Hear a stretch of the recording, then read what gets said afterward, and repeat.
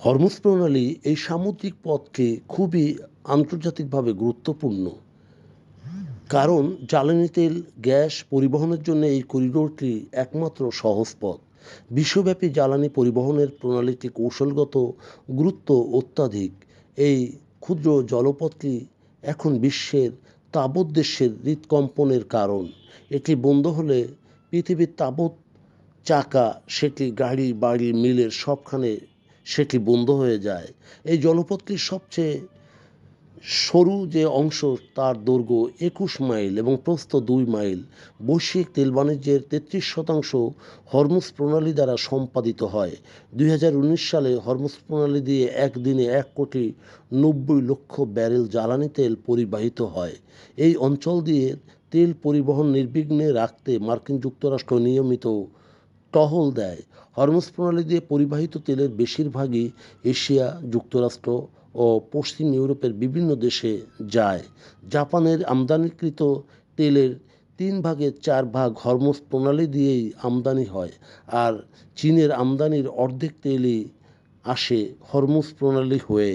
Hormuz দিয়ে গড়ে প্রতিদিন ২০ লক্ষ ব্যারেলের মতো তেলজাত পণ্য রপ্তানি হয়ে থাকে। হরমুজ প্রণালীর নামটি পারস্যের রাজা দ্বিতীয় সাপুরের মা ইপ্রাহুর মজিদের নাম থেকে এসেছে।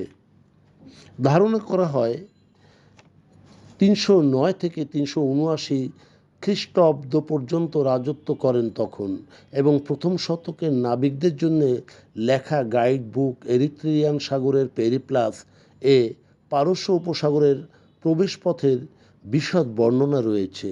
যদিও সেখানে প্রণালীর নাম উল্লেখ করা হয়নি, তবে কালাই দ্বীপপুঞ্জের উপরের দিকে কালন নামে পর্বত শ্রেণী এবং এর কিছু দূরেই শুরু হয় পারস্য উপসাগরের মুখ, যেখান দিয়ে মণি মুক্তা আহরণের জন্য ডুব দেওয়া হতো।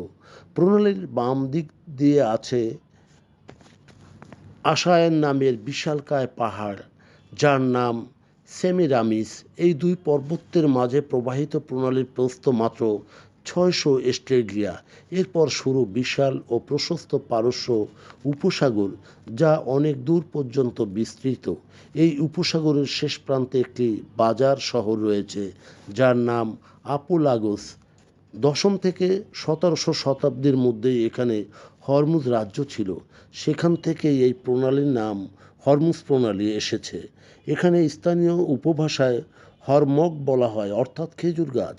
এই শব্দের অর্থ জোরস্ট্রীয় দেবতা অহুর মাজদার আরেক নাম। অনেকেই মনে করেন এই দুই শব্দের মিলিত শব্দে হরমুজ প্রণালীর নাম হয়েছে।